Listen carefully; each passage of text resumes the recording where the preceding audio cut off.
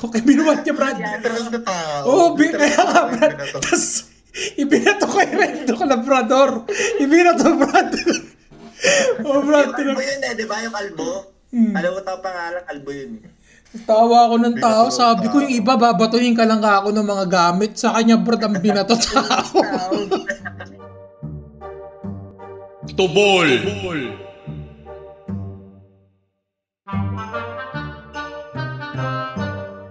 Magandang araw sa inyo mga kaibigan, mga Bornex. Kami nagbabalik ang The Borhats Podcast. Nandito na naman kami upang magbigay ng konting tulong, konting katatawanan, at konting kabadtripan sa inyong mga buhay. Yan. Yes, sir. Masyadong marami nangyaring masaya eh. Yes, sir. So, papakilala po muna kami ulit kahit araw-araw namin or lagi na lang tuwing episode, nagpapakilala kami. Ako inyong lingkod, si Felipe. Ako si Aaron! Ang galing ah. Romel nga pala. Yun. Ako nga pala si Dobald. Yes, alam na. Yun. Sa wakas. Pangalawa na to. Lahat po kami hindi nakainom ha. Pakakalaan. Pangalawang episode na. Pangalawang episode na to na tama. Magandang introduction. Magandang introduction. Sunod-sunod. Nakukuha na talaga ang flow. Yan. Ibig sabihin nagiging batak na tayo sa ating ginagawa. Yun. Yeah. Si Aaron natin, matagal ng batak tayo. Hindi itsura, sir. Yan ang kapatid ko, bro. Yes, sir. So, pag-uusapan natin yun kasi sa Pilipinas ata napakadaming mga lumalabas na mga aberya, 'di ba? Mga ganyan na akala natin talaga namang ang gaganda ng mga pinagagagawa nila. Subalit datapon. Yan, biglang napagtutuklasan natin na medyo hindi naman pala ganong ka-awesome yung mga awesome na tao na inakala natin. So, ganun din yung magiging topic natin ngayon. Yes, sir. Ganun din ang magiging topic natin sa araw na ito, mga kapatid. Yung mga tao na nililook up natin, pwede natin sabihin, kumbaga parang catchy na lang din. Hero mo noon, bad trip ka ngayon. Yun, parang gano'n. Aray ko. Magaling. Yun, parang medyo catchy lang din, di ba? Kumbaga parang nilulook up mo sila dati, iba yung pagtingin mo sa kanila, sabihin natin ng mga kabataan ka, pero nung lumaki ka, napag-aralan mo o nalaman mo na hindi naman pala talaga din ganong ka-awesome. Kumbaga parang nagbago yung tingin mo sa kanila. Hindi naman pwede mo naman sabihin hindi ka talaga totally bad trip eh. Pero nag-iba lang yung yung tingin mo sa kanila. Kumbaga, nalaman mo yung dark side nila. Parang gano'n. Kasi nung mga bata tayo, kasi syempre pinapagliguan sila ng compliments, kumbaga. Yes, sir. Pero hindi sinasama yung mga tunay na ginawa nila. Yun. So ako, since ako naman ang laging taya, ako na magsisimula. Yun. Sa akin, Brad, ang isa sa mga tao dati talaga na nilulook up ko si Jose Rizal. Yan, isa sa mga bayani. Walang alim yan. Mabigat yan, Brad. Yes, sir. Idol. Yan ang idol. Welcome back, Idol ng Pilipinos. Pero don't get me wrong hindi ako bad trip sa kanya. Still, nire-respect ko pa rin siya dahil din siya, syempre, sa mga sulat niya, sa mga likha niya, kung bakit di nagkaroon din ng nagsimula yung revolution para kontra sa sa Spanya that time Pero parang nalaman mo nga lang yung dark side niya. Hindi naman siya totally na bad trip game. Lang yan. Colloquial way na pagsabi lang namin ng title yan. Para lang catchy lang din. Catchy, ganun. Clickbait. Mga ganun. Yun. Baka siguro tayo ng mga revolutionary. Disclaimer lang. Sa'yo. Ayun. Sa akin, kung bakit si Rizal. Kasi di ba nung mga bata tayo sa grade school, ganyan, high school, iba kasi yung turo sa atin sa eskwelahan na si Rizal, kumbaga yung mga yung ginagawa niya is para talaga, totoo naman yun para din naman talaga sa bayan Pero yun nga, eventually, nalaman ko in history na ang gusto niya mangyari, hindi talaga total freedom from Spain, sa kapangyarihan ng Spanya. Kumbaga ayaw niya, kumbaga parang gusto niya mabago na tawagin tayong na wag tayong tawaging Indio. Kumbaga parang ka-level lang tayo ng Spanya. On the surface, kung titingnan mo, parang okay din naman yun di ba? Parang, okay, hindi ka na Indio, kumbaga ka-level mo na sila. Pero para sa akin kasi, yung Pilipinas is bayan ng mga Pilipino hindi ng Spanya Pero doon na ako medyo na off somehow, kasi nga hindi total freedom. Kumbaga parang dapat pala, kung sakaling gano'n ng ano natin, kasi siya ay parang pinoportray sa atin as a national hero, pero up until now, alam ko, nakabinbin pa rin yan. Pinag-aaral ako siya ba talaga dapat na maging na pambansang bayani. Pinagdedebatihan pa rin nila, gano'n. Oo. Kasi grabe, no? Dahil sa ganung kumbaga sa kanila, si Andres Bonifacio, siya talaga yung may gusto ng kalayaan talaga. Hindi equality, pero umalis kayo sa bansa namin to. Pero sa mga nangyayari kasi ngayon sa bansa natin, kung iisipin, parang mas okay na lang pala na naging colony na lang din tayo ng Spanya, naging colony na lang din tayo ng Amerika, baka mas napaganda pa yung mga buhay natin. Pero syempre, on the other side, andun pa rin yung pagiging nationalista natin na hindi, Pilipino tayo, meron tayong sariling pagkakakilanlan. Pero ang sakit lang din na makita sa panahon din ngayon na kapwa Pilipino natin yung umaalipin din sa atin. 'Di ba? So parang yung mga pinaglaban ng mga bayani natin nung panahon na yun, unang panahon, parang nababaliwala na lang din. Kasi, kumbaga, parang wala naman tayong natutunan. Yun lang. Pero yun lang yung sa akin, Brad. Yung, kumbaga, yung kay Rizal na yun, although andun yung respect ko pa rin sa kanya dahil nga sa mga likha niya, sa sulat niya, sa mga obra niya, namulat yung mga Pilipino kung ano ba yung katatayuan natin noon. Kaya nagsumiklab din, nagsimula din ng revolusyon. Yun. Pero sa akin, kumbaga ang total awesome, parang nabawasan yung awesomeness niya na naging awesome sa akin nun si Andres Bonifacio. Yun lang yung akin. Yun lang, brother. Yun? Sino na susunod? Talaga tinuloy-tuloy mo para hindi na makasagot si Aaron. Nagpipigil si Aaron. Masyado maganda, parang pwede ba pass? Hindi, didepensahan niya ata si national idol natin si Rizal. May gusto ko pa sabihin, Ron. Wala naman. Maganda ng kanyang mga ibinahagi. Gusto lang siguro ni Aaron sabihin na, siguro sa panahon natin ngayon, kung gano'n yung perspective, baka mamaya lang yan sa mga nangyaring baka maganda pa din siguro. Kasi guys, sinasabi nila, grass is always greener on the other side. Yeah, totoo. Hindi naman natin ma-perceive yun na magiging pangit. Pala yung ginawa ni Rizal, ganyan. Yun. Pero minulat tayo ni Rizal. Yun sa akin dun. Minulat tayo ni Rizal na dapat mag-speak up tayo sa nararamdaman natin. Sa mga dinaan niya lang sa nag-oppress. Yan, tama. Tsaka may kapangyarihan ng lapis. Yun, tama. Pluma. Kasi lapis Mongol na yan Iba na yun, no? Chinese na yan. Batang Chinese na. Sino na susunod, mga kaibigan? Sino susunod? Ako, si Roel. Kasi pang dakilang pinahali natin si Brother Aaron. Maganda tayong sagot Ikaw muna ako. Sino muna? Ikaw muna chat DVD. Sige, ako muna. Para naidikit natin kay Philip. Kasi, yung sa akin naman, medyo kasing doon din sa era na yan. Sa akin naman si Mr. Gregorio del Pilar. Paolo Abelino. Nagkaroon pa ng movie yan si Mr. Goy. Tayo na sarili. Mamili ka. Hindi, si yun Ganun din yung sa akin. Sino yan? Hindi yung sinasabi niyo yung bayan o sarili, mamili ka. Si Luna yun Si Luna ba yun? Antonio Luna. Kapitulo 1 yun, brad. Binago na. Binago na pala. Yun lang sa'yo, Magmaya Roel. Kapitulo 1 yun. Binago na pala. Ayun sa akin. Kasi nung panahon namin elementary, yun nga sabi ni Philip. Kasi yung mga tinuturo sa atin, syempre, di ba, yung mga lang nila fits nila, mga strengths nila. Kasi di ba si Gregorio del Pilar, siya yung youngest general. Diba? The Boy General, kung tawagin. The Boy General. Oo.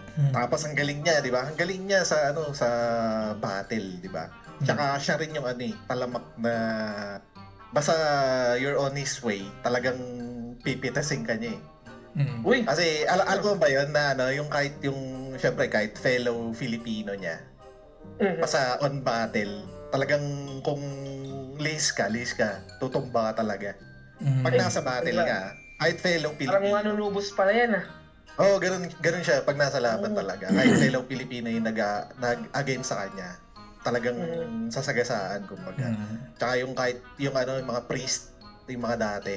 Basta yung kumbaga kung sa thinking niya against siya sa pinaglalaban nila, talagang tutumba kumbaga. Kasi 'di ba kung alam niya, siya rin yung na siya rin yung kumbaga pumatay kumbaga dun sa yung mga loyal kay, yun nga sinabi ni Roel, loyal kay Antonio Luna. At mga priest, mga ganun. Siya rin yun, yung grupo nila yung pumatay doon. Pero back on the subject. Yun niya, di ba? Kasi di ba tinuturo sa atin, ganun lang siya. Ay, lumalabas yung pagka-chat DVD ni Dobalds eh. Galing nga siya. Di ba kasi tinuturo sa atin, galing niya yung mga ganun. Di sa atin tinuturo yun eh. Yung siya yung pumatay sa Bernal Brothers, na yun eh. Yung magkakapatid na Bernal na loyal kay Antonio Luna. Na against kay Goyo. Siya rin yung nagpataod dun. Tapos yun. Tsaka hindi rin na sinasabi na sa history na isang dakilang womanizer. Yeah! Tropa natin. Uy! Babaero. Kasi kanina. Kanina nakwento ko brother eh. Siya yung yung pinaka-crush niya sa isang tropa niya din. Yung kapatid ng tropa. Si Emilio Aguinaldo. Kapatid dun. Sabi ni Philip, si Felicidad. Yung mga unang dakilang crush ni Mr. Goyo. Yun ang akin. Yun ang dakilang idolo. Pero meron siyang dark side. Katsaka yung sa Brad, sa Tirad Pass, di ba? Yung isa sa mga greatest feat niya sa Tirad Pass di ba? Pero parang sinasabi nga nung iba sa mga historian, kung kilala niyo yung historia ng Lasal, si Chua. Napanood ko yun sa isang parang sinasabi nga nila na parang kaya lang din daw ginawa din ni The Boy General yun kasi nga crony niya si Emilio Aguinaldo. So parang naki-question yung kumbaga ginawa niya ba talaga yon para sa bayan o ginawa mo yon dahil para lang sa kaibigan mo. Pero meron siya agenda, hidden agenda. Ganun. Pero syempre kahit saan mo tingnan, gawin mo man yung para sa kaibigan mo, para sa bayan, still ang nakinabang pa rin nun yung bayan. Yun nga lang, na-traidor din talaga tayo ng ng kapwa Pilipino din ang trumaydor sa atin nun Di ba yung mga katatubo din sa lugar nun. Baka yung hidden nun, baka para kay Felicidad. Aray ko! Gawa pa tayo ng chismis. Di ba? Ako nga, baka may na-uncover tayo makaiba sa'yo.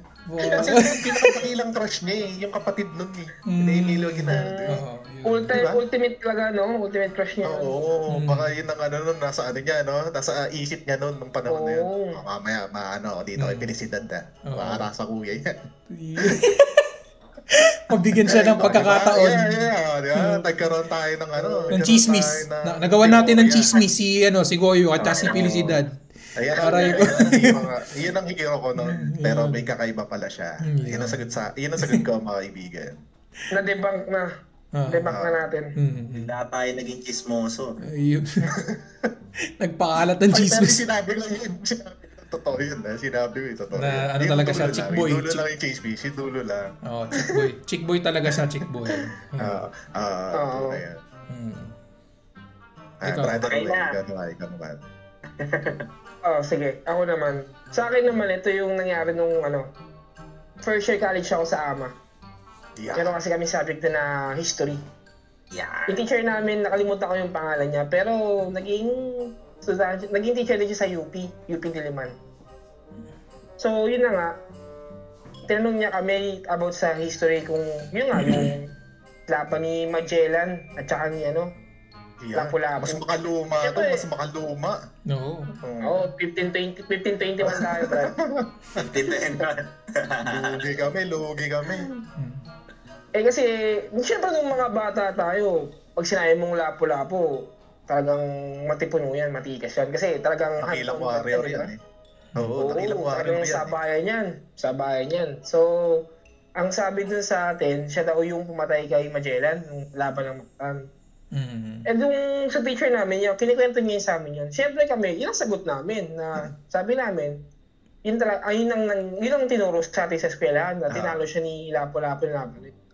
Sabi ng teacher namin, sabi ng teacher namin, mali daw yun. Mali daw yung nangyari ng history na yun. Kasi daw, yung laban na yun sa Mactan, di ba, dumaong yung mga barko nila. So doon sa lugar na yun, parang malumot, maputik siya. Kasi mga malapit sa mangroves, di ba, doon yung mga bakawan. Di ba, doon nabubuhay yung mga bakawan. So, ang suot daw nila Magellan noon, mga armor. So, mabigat yung armor na dala nila. Ang sabi sa akin teacher ko, namatay daw si Magellan dahil sa pagkalunod. Kasi nga naman daw, doon dahil sa mga baluti niya. So, bali, pinaganda lang daw yung kwento ng istorya na si Pigapetta. Kasi siya yung siya yung nag-write ng kasaysayan. Oo, writer siya ng kasaysayan na ipapadala niya dun sa hari ng Espanya. Tapos si Magellan pala, Portuguese siya. Hindi siya hindi siya Spaniard. Hindi siya Spaniard. So para pagandahin yung kwento, siguro binago niya yung nangyari. Oo, na lumaban daw siya ng mano-mano kay Magellan. Ay, kay Lapu-Lapu, sadyang natalo lang. Sa akin naman, parang hindi ko pa rin medyo ako dun sa kasaysayan na yun. Parang, syempre, all of a sudden, magkabago yung pananaw mo. Parang ganun. Pero ewan ko lang kung totoo talaga. Pwede nga pwede nga. Parang may kasabihan din kasi dyan yung Victor writes history. Yung ganun. Kung sino yung nanalo, siya yung nagsusulat ng history kahit di naman yun totoo, ganun, di ba? Maraming ganyang gera di ba? Kung sino yung manalo, siya yung mabuti. Siya yung superhero, kumbaga. Di ba? Ganun na nangyayari, di ba? Sa mga gera, mga conflict. Kung sino yung panalo, siya yung siyempre, papagandahin niya na yung writer sa gera, may immunity yun. Hindi siya pwedeng saktan o patayin. Kadalasan. Kadalasan. Okay. So, exempted siya sa hindi siya pwedeng saktan kasi siya yung right? Ganun pala. Kasi nung nangiisip, bakit hindi pinatay yung historian? Paano pala? Diba? Kasi kung patay yung busi mo na lahat. Diba? Kadalasan gano'n din naman sa gera di ba? Pag may nakikita ko, yung mga sinaunang war, mga World War I, World War II, yung mga photographer, yung mga talagang sila parang sinishildan, kumbaga. Kasi parang yun yung parang kahit nung sa era na yun, alam na talaga nilang mahalaga yun Kaya parang pinoprotektahan sila yung mga ganun. Ganun pala ang nun. So maganda pala pag sa gera, ganyan ang trabaho mo, no? Doon nga nagsimula yan yung cameraman never dies Kahit anong mangyari, di ba? May pruweba kang nakauwi ka di ba? Siyempre, napadala mo yung picture mo, ganun, cameraman never dies Kahit anong mangyari, kailangan mo parang bayani pa yung dating mo, no? Parang pang bayani ng Brad, no? Yes. Ikaw lang kay-credit na ikaw kay-credit nun. By Aaron Batad to, sir. Yes. Kaya nga pagka may gera, magpapanggap akong cameraman kagad. Dala ka. O kaya magano ka. Dala ka ng mga iPhone o gano'n. Kaya mga libro, tsaka kunwari, writer ako. Wala. Halata na yun ngayon. Baka isipin nga nila alien kayo. Ba't ka nagdadala libro? May cellphone naman. Ano to? Halatang panggap to, sir. Journalist ka, may libro. Hindi pwedeng laptop o kaya camera. Isang malaki palang bogus, no? Bogus historian. Time traveler ang mahala. Di papel pa din. Hindi na drawing mo. Huwag yung dadala ba? Kaya gagawin po kayo. Parang sa judge, yung pag may private na private na session, di ba drawing lang ang ginagawa nila dun? Kasi bawal ang camera. Parang pag-close door lang, no? Pag-close door lang. Yung kunwari yung palamak na yung kay Johnny Depp, di ba yung mga unang session dun? Drawing lang. Bawal ang media sa loob. Ganon gagawin na Aaron. Habang may gano'n nagka-drawing siya. Hindi marunong mag-drawing tropa. Stick drawing lahat. Wala na. Wala na. Huwag gumalaw no? Tangina gumalaw ka, hindi na kaulo. Bubuhayin mo ulit yung nabaril. Ayun. Kaya mga brother, si Aaron na. Si Aaron, yan talaga inaabangan ko. Yan talaga inaabangan ko. Oo. Akala ko may... lahat ng episode natin. Lahat ng episode natin, ikaw ang pinali. Kasi ikaw nagdadala. Nagdadala na. Wala kasi talaga ako maisip eh. Yung sa akin, short lang. Pinaka naisip ko, si Nikola Tesla. Uy! Tesla? Oo. Kaso maraming kakaiba dun, sir, ha? Oo. Baka may sabihin kang ano dyan. Hindi, kanya-kanya naman, yung pagkakalam ko lang. Sige. Lagyan mo ng disclaimer. Na yung iba nga sabihin mo, baka mamaya hindi totoo. Hindi, yung sa amin kasi totoo. May chat GPT, tsaka i-verify nyo. Sige. Go. Isa akin kasi, unang nabasa ko kasi yan, nung na-curious ako sa DC tsaka AC. Sabi ko, ano ba yung AC tsaka DC? Direct current, alternate. Hindi ito yung banda. Akala ko yung banda eh. AC/DC. Research ko, I'm on a highway to hell. Yung AC, alternate current. Tapos basa-basa ko ganyan. Tapos nakita ko si Tesla. Sabi ko, ito yung lagi sinasabi about electricity, ganyan. Oo. Tapos, parang ang dami kong naririnig na maganda sa kanya eventually. So, parang, hindi naman siya hero. Kumbaga, parang, parang idol. Kasi nung mga panahon na yon, kumbaga yung mga invention niya kakaiba eh. Diba? Kumbaga, kukumpara mo kila Einstein, isa kanila parang sa kanila parang more on study, 'di ba? Pag-aaralan nila kung ano yung mga ganyan calculations and everything to explain yung world natin. Yung kay Tesla naman talagang invention. Ngayon, mahirap kasi yung kay Einstein nga kasi mundo yun. Wala talagang problema doon, sir. Specific siya. Tapos sobrang tayo talaga yung naging foundation nung kahit ngayon 'di ba? Lahat ng nangyayari dito parang hindi yan dahil kung hindi dahil kay Tesla di ba? So kung sa idol ko siya. Tapos yung mga time na yun maganda yung mga naririnig ko. Pero nung medyo recently parang na-disappoint ako sa kanya kasi hindi naman yung talagang disappoint na talagang sobrang disappointed pero na parang nanghinayang ba ako. Kasi ang dami niyang invention pero hindi nagtuloy. Kumbaga parang kumbaga ang daming nag-credit nag-take ng credit parang siya yung nagsimula. Tapos parang since hindi niya tinuloy hanggang dulo, ang dami nag-credit na hindi naman siya. Parang ganun. May kasi yun. Meron kasing, mamaya sige, papatapusin kita. Kukwento ko sa'yo, Barry. Yun yung kay Thomas Edison nata, di ba, brother? Hindi, yung mga invention niya, yung pinaka main doon is parang hindi naging commercialized. Parang siguro kung halimbawa hindi kasi siya businessman Yun ang pagkakaalam ko So hindi lumaganap, kumbaga sa kanya formula lang yung nabigay niya.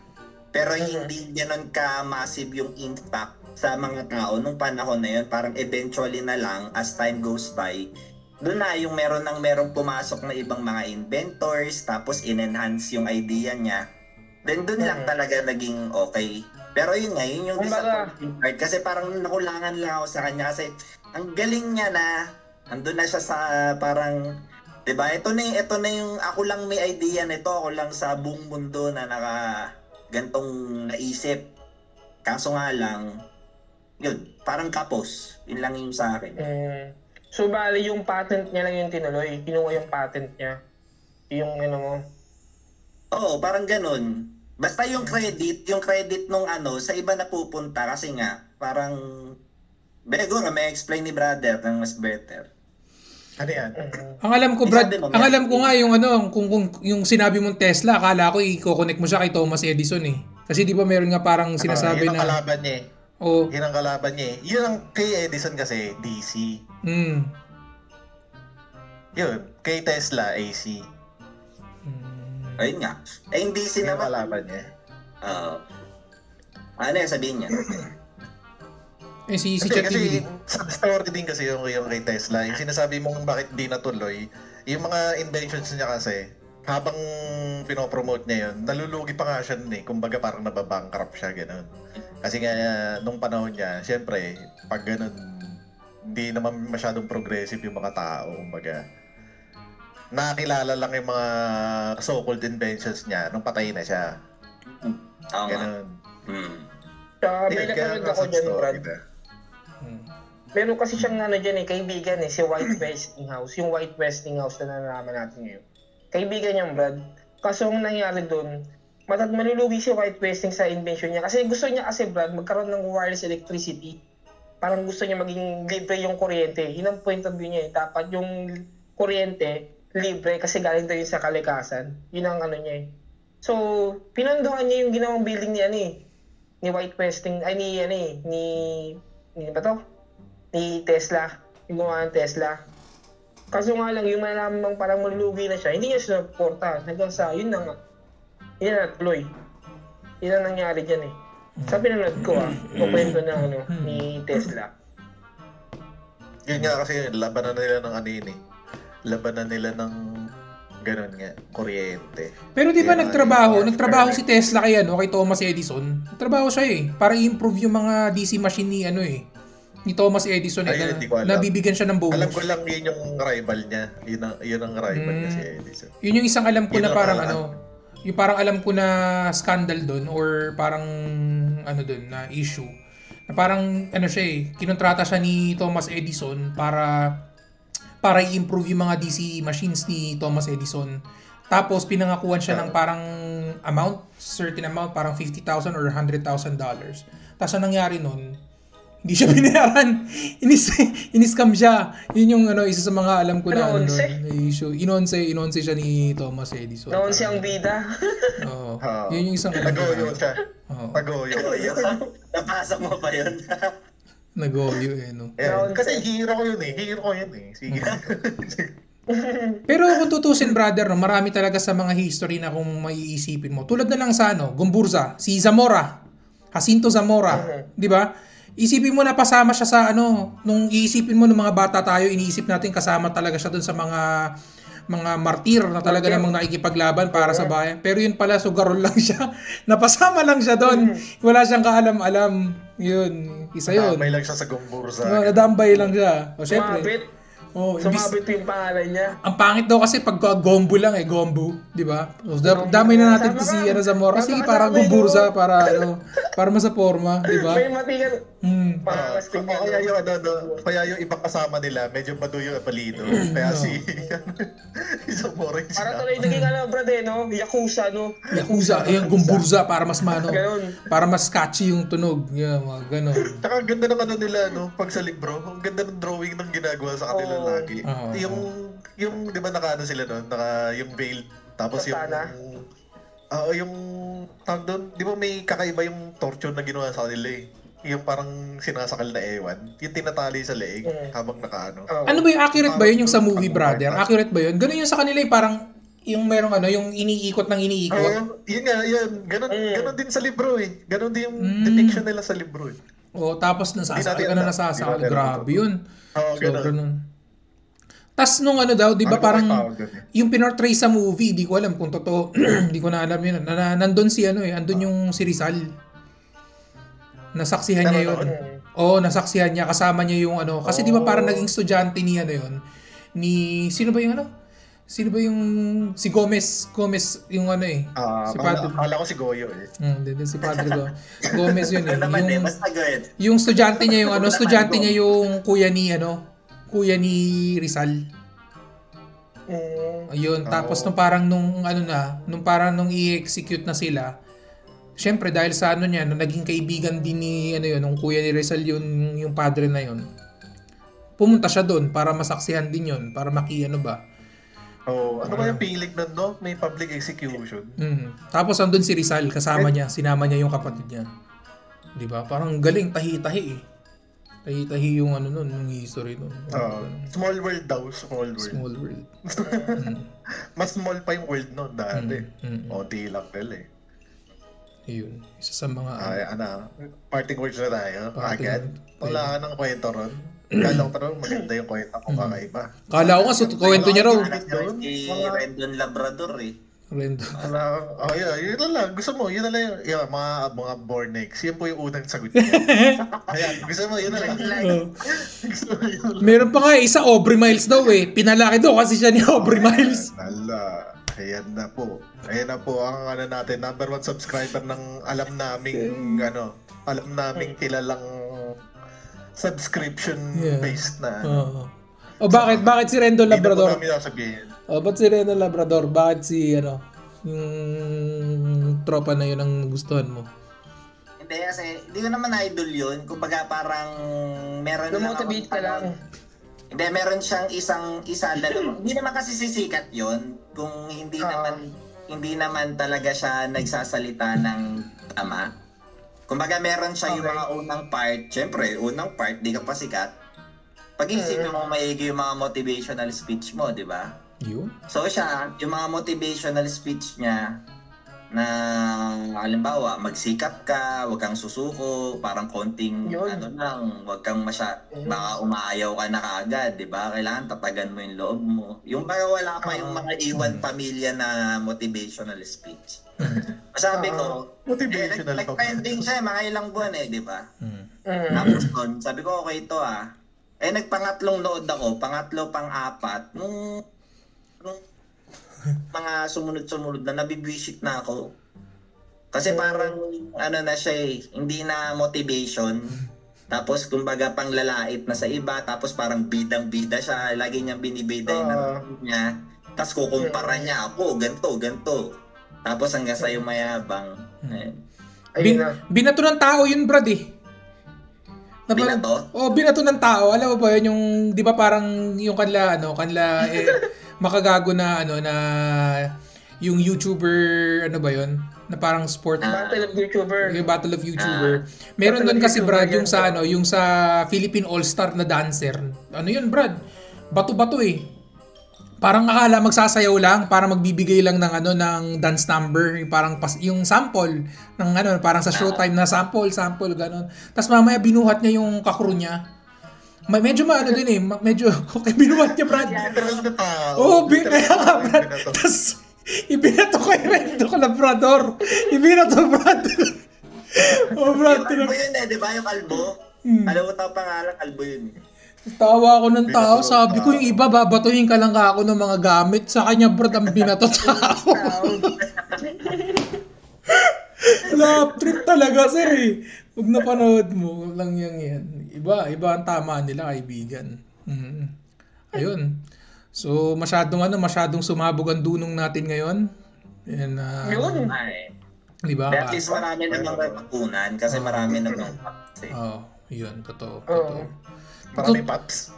Kung tutusin, marami pa yan, Brad eh. Madami pa talaga eh. Kaya yung di ba? Alipaps. Alipaps to, sir. Grabe talaga si Haring Dahon. Bumalik na naman. Akala ko tulog si Haring Dahon. Muling nanumbalik. Akala namin na rin. Lagi. Akala namin na rin, Paps eh. Paps pala. Paps. Yun. Sige. Si Ruel, Bago kung saan pa mapunta yung yung usapan natin. Kasi si Haring Dahon na buhayan na naman eh. Di ba? Ayan. Mula talaga. Kaya kanina na niya, lumot, mangrove. Di ba? Lahat yung berde. Di ba? Berding-berde ka talaga, Brad. Sige na, kung saan pa mapunta, parting words muna tayo. Kaya muna tayo kay Aaron. Si Rendon Labrador supporter. Sige na. Agad. Wala raw siya makukuha ng idea. Tayo muna. Sige. Rendonatics eh. Ikaw muna, Wel. Sige, ikaw na muna, Wel. Simulan mo. Parting words. Magnanakaw pa siya ng idea eh. Sa akin, Brad, yung parting words ko lang, maging panuri lang din tayo. Tsaka, kung kaya natin manaliksik tayo. Kasi mahirap na magpalil lang sa panahon ngayon. Diba? Kasi, pag nalindang ka, parang habang buhay mo dadalhin yan eh. Yun lang sa akin. Si Chat DVD. Good na yun. Okay yun. Ayan. Ay, yung sa akin, yung parang lagi namin sinasabi, pag may sinasabi yung tao sa'yo, kahit tinuturo, pero syempre, dapat, dadagdagan mo pa ng onting sariling research mo. Parang kagaya na sinabi namin kanina, nakakala mo, dakilang hero siya, pero may dark side siya. Kaya alamin mo, kaya kung talagang gusto mo talaga yung tao na yan, research nyo, kumbaga. Nila yan. Ano yung sa una lang magaling, parang gano'n, no? Huwag tayo intro boys. Huwag tayo intro boys. Hindi to only pops. Gano'n. Ikaw, Ron. Ako sa akin, maganda talaga na knowledgeable ka. Kasi kagaya kanina, di ba? Ako mismo, parte na ako ng video. Tapos may sinasabi kayo na hindi ako aware, di ba? Pero kung halimbawa ako yung taong mahilig magbasa-basa, tapos inaalam yung history, di ba? Or kung ano, kumbaga kasi ang naintindihan ko lang kanina na aware ako yan, sila Gombursa, sila Goyo, pero yung mga kwento nila hindi ako aware talaga eh. So ngayon ko lang nalalaman. So ang point ko is, maganda talaga na reader ka, ganon. Kumbaga halimbawa sa mga audience natin, pag may time kayo, extra time, basa-basa kayo, ganyan. Kasi maganda talaga yung may nalalaman ka. Lalo na ngayon, no? Masyadong open na yung information. Kasi age of information na tayo ngayon. Hindi mo na kailangan pumunta ng library. Exactly, At saka kung dati, sinosuppress yung information para maging mangmang ka. Ngayon, dahil sa sobrang daming information na available, kino-confused ka kung ano ba talaga yung tao. Yun lang yung mahirap ngayon. Yun yung mahirap naman ngayon. Sa sobrang dami info, guguluhan ka din. Hindi mo na alam. Kaya dadagdagan mo ulit ng research. Kaya hindi pwedeng correct. Yun. Diba? Yun ang mahalaga naman dun eh. Kasi kung mali talaga, yung gagawin mo. At least, kaysa naman nasanay ka sa mali. Diba? Tapos hindi na bago. Extra research talaga. Hindi pwede mag-base ka lang sa isang resources lang. Kailangan maghahanap ka pa ng iba. Yun. Okay, basta naniniwala. Mahirap yung maghanap ng iba. Hindi, baliw. Mahirap yun. Ako naman, parting words ko. Yun, sa akin, kung makikita ninyo, mga Bornex, na wala talagang perpektong tao. 'Di ba? Na kahit ganong kaganda ng mga pinagagagawa nila sa buhay, minsan talagang doon mo makikita yung yung sablay yung sablay din nila, na may mga sablay din sila kasi hindi naman talaga perpekto. Pero syempre andun lang din na tayo na sana maging grateful din tayo sa mga feats nila, kung ano ba yung ginawa nila sa bayan, kung nakinabang din yung bayan. Pero andun din na maging mapanuri din tayo, yung tulad ng sinasabi nila, kahit sa mga natin, sa panahon ngayon, very applicable siya, na hindi mo lang titingnan yung nila, yung mga good deeds nila. Kailangan mo din timbangin na baka kaya nila ginagawa tong mga bagay na to is para lang din sa pansariling kapakanan ba, na ang nangyayari sila lang din ang nakikinabang, hindi talaga para sa bayan. Yun. So, wag tayong maging panatiko. Kumbaga, gamitin natin yung yung ating mga little coconut upang maging tayo rational, hindi emotional. Yun lang. Coconut na little pa.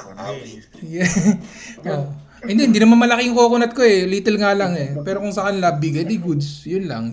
So, yun. Maraming salamat. Hanggang sa muli. Kami po muli in the Borhats Podcast. Bye-bye.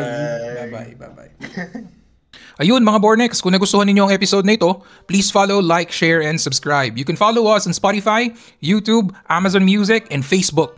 Also, lagi nyo abangan yung mga paparating pa nating episode every Friday. Ayos ba? Kita-kits! Bye-bye!